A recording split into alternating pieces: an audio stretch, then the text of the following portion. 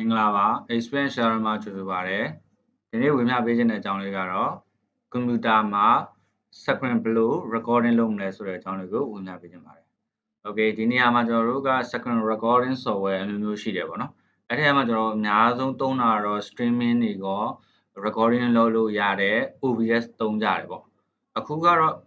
Eddie John Joan Mahoba, the Microsoft PowerPoint and Blue News second recording loomless or a John Ligo, we have much about it. Pablo Lesoro, General the two Kumdariga, OBS Tombo Dra, Passion Nani, that's a companion. OBS သုံးဖို့အတွက် requirement မလုံလောက်တာတွေဖြစ်နိုင်တယ်။အဲဒီအတွက်ကြောင့်ဒီ Windows မှာဆိုလို့ရှိရင်တော့ဒီကျွန်တော်တို့ PowerPoint ကများသောအားဖြင့် install လုပ်လို့ရတာများတယ်။ requirement နည်းတယ်ပေါ့နော်။အဲ့တော့အရင် version တွေမှာတော့မပါဘူး။ဒီအခု version ကတော့ကျွန်တော်2019ပေါ့နော်။အဲ့တော့အရင်2016လောက်မှာစပါမလားမသိဘူးပေါ့ Microsoft PowerPoint သူ့တဲ့ စောတဲ့ဟာတွေတော့မပါလာဘူးထင်တယ်ပေါ့နော်။အဲ့တော့ဒီ2019လည်းအဲ့လောက်ဒီ requirement မများတော့လေ PowerPoint တစ်ခုတော့ install လုပ်လို့ရမယ်ဆိုရင်ကျွန်တော် screen recording လုပ်လို့အဆင်ပြေတယ်။ watermark တွေပါအထူးတလေဖယ်နေစရာမလိုဘူးပေါ့နော်။တချို့ဟာတွေကတော့ကျွန်တော် crop version သုံးရင်မသုံးလို့ရှိရင် watermark တွေပါလိမ့်မယ်။အဲ့တော့ဒီမှာ watermark မပါဘူး။ PowerPoint နဲ့ PowerPoint နဲ့ကနေပြီးတော့ screen recording လုပ်လို့ရတယ်ပေါ့။အဲ့အကြောင်းလေးကိုညပေးမှာဖြစ်ပါတယ်။အဲ့တော့ကျွန်တော်စမ်းကြည့်ထားတာတော့ဒီတိုင်းပြစ်ထားလိုက်တာပေါ့နော်။10မိနစ်ကျော်ထိတော့ရတယ်။အဲ့လောက်ဆိုရင်ပဲဗီဒီယိုမစိုးဘူးပေါ့နော်။တကယ်လို့မရဘူးဆိုလို့ရှိရင်လည်း10မိနစ်2ခါလောက် recording လုပ်ပြီးပြန်ဆက်လိုက်ပေါ့ဒီလိုမျိုးသုံးလို့ရတာပဲ။ဒါပေမဲ့ဒီ screen recording ကနိုင်ဘယ်လောက်ထိရလဲဆိုတော့ကျွန်တော်မစမ်းရသေးဘူးပေါ့နော်။ရတော့ရမယ်ထင်ပါတယ်တောက်လျှောက်တော့လေ။အဲ့တော့သုံးကြည့်ပေါ့နော်။ကျွန်တော်စမ်းထားတာ10မိနစ်ထိတော့စမ်းထားတယ်10မိနစ်တော့ရတယ်။သူ့ထက်ကျော်သွားပြီး15မိနစ်မိနစ်20ရမရတော့မကျင်းသေးဘူးပေါ့နော်ကျွန်တော်သေချာတော့မသိသေးဘူး။ဒါပေမဲ့10မိနစ်လောက်ရရင်လည်းမဆိုးပါဘူးဗီဒီယိုတစ်ခု10မိနစ်ဆိုရင်တော်တော်လေးရရှည်နေနော်။အဲ့တော့ဟုတ်ပြီစသွားကြည့်လိုက်မယ်။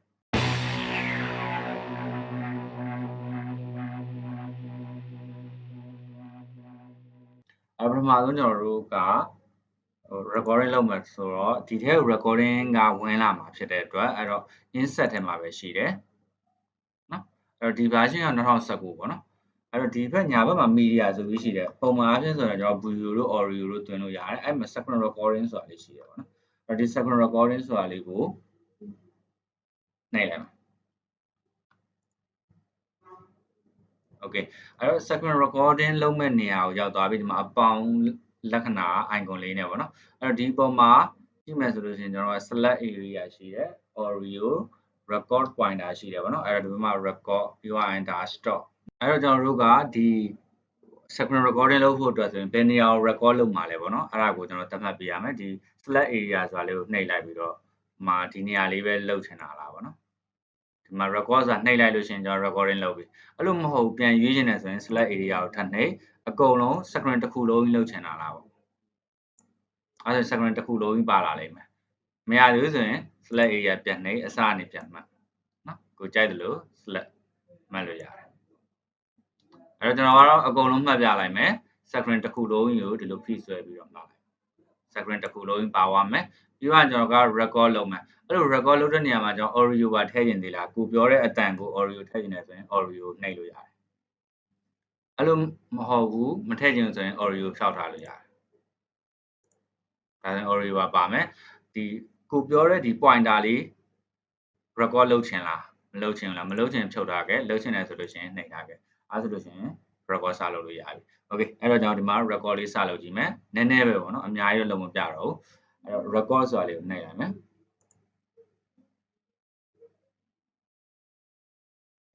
အဲ့မှာ1 2 3ဆိုပြီး3 2 1ပေါ့နော်အဲ့လိုသွားပြီးတော့မှစပြီးတော့ record လုပ်နေပြီကျွန်တော်အတန်နေရောပြီးသွားလို့ရှိရင်ဒီ screen မှာလုပ်ပြတဲ့ဟာတွေအကုန်လုံးကိုသူက record လုပ်လိမ့်မယ်နော်အဲ့တော့ပြီးကျွန်တော်ကဗာလေးကိုနှိပ်လိုက်မယ်ဆိုရင်ဒီနေ့က PowerPoint စလေးရှိတယ်ပြီးသွားရင် Microsoft Word လေးဖွင့်လိုက်မယ်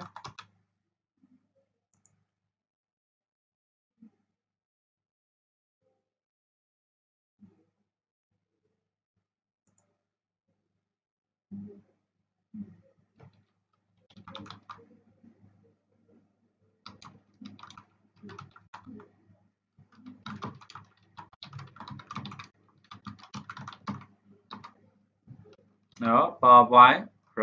recording tutorial ဆိုပြီးတော့ကျွန်တော်ကဒီဥစ္စာလေးကိုနမူနာသဘောပေါ့နော် record လုပ်ပြလိုက်တယ် okay အဲ့တော့ရပြီဆိုလို့ရှိရင်ကျွန်တော်တို့ကအဆုံးသတ်ခြင်းပေါ့နော်အဆုံးမသတ်ခြင်းသေးလို့ရှိရင်လည်းကို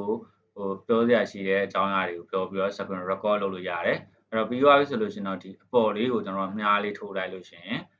ဒီ record ရက်သွားတဲ့ဟာပေါ့နော်ဒီ button လေးတွေပေါ်လာမယ်ဒီအပေါ်လေးကို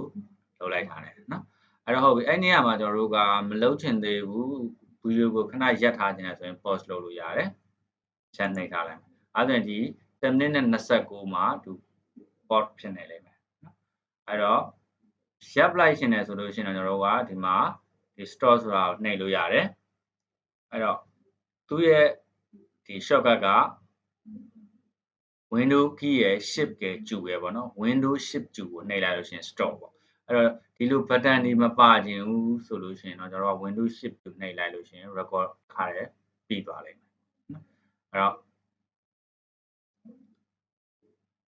ဒီစပြီးတော့ပြန်ပြီးတော့ record ပြန်လုပ်ကြည့်မယ်ခုန pause လုပ်ထားတာနေဒါဆိုရင်ဆက်ပြီးတော့ record လုပ်နေလိမ့်မယ် okay pause လုပ်ချင်တယ်ဆိုလို့ရှိရင်တော့ window logo ရဲ့ shift က R နှိပ်လို့ရတယ်နော် window shift R ဆိုလို့ရှိရင် pause ဖြစ်သွားမယ် window shift ကျူဆိုလို့ရှိရင်တော့ stop ဖြစ်သွားမယ်အဲ့တော့ဒီအပေါ်လေးကိုမြားလေးတက်လိုက်လို့ရှိရင်တော့ဒီပေါက်လေးတွေပေါ်လာတာကိုသူက record လုပ်ထားလိမ့်မယ်အဲ့လို record လေးထဲမှာ view ထဲမှာကိုကမပါခြင်းဘူးဆိုလို့ရှိရင်တော့ဘာလုပ်မလဲဆိုလို့ရှိရင်stop တစ်ခါလုပ်ခြင်း window shift ကျူ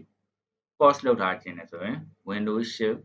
R ဒီနည်းနဲ့သုံးလို့ရတယ်နော်ဒီမှာကျွန်တော်ကမြင်တာအောင်လို့တော့ mouse နဲ့ပဲပြလိုက်တော့မယ်အဲ့တော့ကိုက pause လည်းလုပ်ပြီးသွားပြီဆိုတော့မလိုချင်တော့ဘူးပိတ်လိုက်တော့မယ်အဲ့ဒါ stop ကိုနှိပ်လိုက်မယ်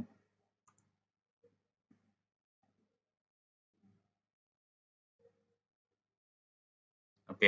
အဲ့ဒါဆိုကျွန်တော်တို့က Microsoft Word ထဲကိုကျွန်တော်တို့ကခုနက record လုပ်ထားတဲ့ဟာဝင်လာပါပြီ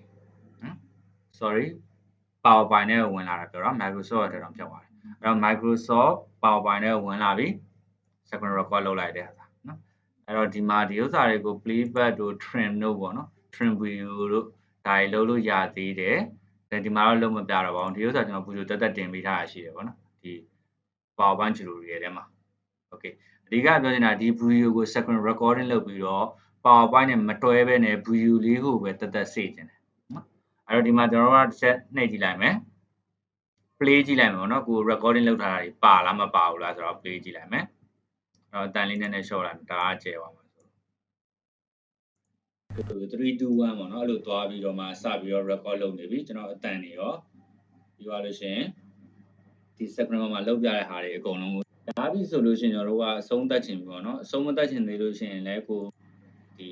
record နော်အဲ့တော့ဟုတ်ပြီအဲ့နေရာမှာကျွန်တော်တို့ကမလုပ်ချင်သေးဘူးဗီဒီယိုကိုခဏရပ်ထားခြင်းဆိုရင် pause လုပ်လို့ရတယ်ချန်ထားတာဒါဆိုရင်ဆက်ပြီးတော့ record လုပ်နေလိမ့်မယ် okay pause လုပ်ချင်တယ်ဆိုလို့ရှိရင်တော့ window logo ရဲ့ okay တို့ကအဆုံးထိလည်းဒီဥစ္စာပါတယ်ပေါ့နော်ကျွန်တော်တို့ record လုပ်လိုက်တာပါတယ်ဆိုလို့ရှိရင်ကျွန်တော်တို့ကဒီဥစ္စာကို video လေးတိုင်းပဲ save ပြီးတော့ယူမယ်အဲ့တော့ဒီပေါ်မှာကျွန်တော်က right click နှိပ်လိုက်မယ်ပြီးတော့လို့ရှိရင် CS media ဒါလေးပါပဲเนาะအများကြီးမခက်ဘူး CS media ဆိုတာလေးကိုသုံးမယ် right click CS media ကို CS လုပ်ချင်တဲ့ media ပေါ်မှာနှိပ်လိုက်မယ် okay ပြီးတော့ကျွန်တော်က desktop ကိုယူလိုက်မယ်ပေါ့နော် desktop ပေါ်မှာပဲအလွယ် save ပြလိုက်မယ် media 1လို့ပါလိမ့်မယ်အဲ့တော့နာမည်ပေးလိုက်မယ် this is PowerPoint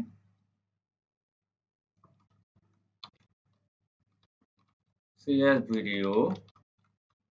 tutorial ဆိုပြီးတော့ပေးလိုက်မယ်ပြီးတော့ save ဆိုတာလေးနှိပ်လိုက်မယ်အဲဆိုလို့ရှိရင်ကျွန်တော်တို့ကဒီ video ကိုဒီ desktop ပေါ်မှာကျွန်တော်တို့ save ထားပြီအဲ့တော့ဒီဥစ္စာလေးကိုတစ်ချက် hide လိုက်မယ် okay ဒီပေါ်မှာကျွန်တော်ကြည့်လိုက်မယ်ဆိုရင်မရှိလိမ့်မယ် this is PowerPoint CS video tutorial ဆိုတာလေးကိုတွေ့လိမ့်မယ်အဲ့တော့ကျွန်တော်တို့ဒီ video လေးကို PowerPoint file မပါဘဲနဲ့ export ထုတ်လို့ရပါပြီအဲ့တော့ကို edit လုပ်ချင်တဲ့ software တစ်ခုနဲ့ထည့်ပြီးတော့ edit လုပ်လို့ရတယ် တ်တာတောက်တာအကုန်လုံးပြန်လုပ်လို့ရတယ်အဲ့တော့အဓိကကတော့ဒီမှာပြောချင်တာကဒီ Microsoft PowerPoint ကတော့ Windows တော်တော်များများနိုင်တယ်ပေါ့နော်requirement နည်းတဲ့ window တွေလည်းနိုင်တာများပါတယ်အဲ့တော့တခြား recording တွေနဲ့အဆင်မပြေရင် Craft version မသုံးချင်ရင် watermark တွေမပါချင်ဘူးဆိုလို့ရှိရင်တော့ PowerPoint နဲ့လုပ်ရင် record လုပ်တာမိုက်ပါတယ်ပြီးတော့နော် right click CS media ပေါ့နော်ဒီလိုသုံးလိုက်တာနဲ့ကျွန်တော်ကအသုံးပြုလို့ရပါတယ် Okay ဒါကတော့ဒီ PowerPoint နဲ့မှာ screen recording လုပ်တဲ့နည်းလေးကိုဝင်ပြပေးခဲ့တာပါ record လုပ်ထားတဲ့ video ကို media ဘိုင်ဖြစ် CS နဲ့စီးတဲ့ပုံလေးကိုဝင်ပြပေးခဲ့တာဖြစ်ပါတယ်အဲ့တော့ကျွန်တော်တို့ကွန်ပျူတာက OBS တို့သုံးလို့မရဘူး requirement နှိမ့်နေတယ်ဒါမှမဟုတ်တခြား screen recording တွေကလည်း watermark တွေပါနေတယ်ဆိုလို့ရှိရင်တော့ဒီ Microsoft PowerPoint လေးနဲ့ screen recording လုပ်ဖို့အကြံပြုချင်ပါတယ်ဒီ video လေးကိုကြိုက်နေတဲ့တော့ like and share လုပ်ပေးနိုင်ပါတယ်ကြည့်ရှုပေးတဲ့အတွက် thank you ပါကြည့်ရှုပေးတဲ့အတွက်ကျေးဇူးပါ comment မှာလည်းမှတ်ချက်ရေးခဲ့နိုင်ပါတယ် like and subscribe လည်းလုပ်ပေးခဲ့ပါဦး thank you ပါ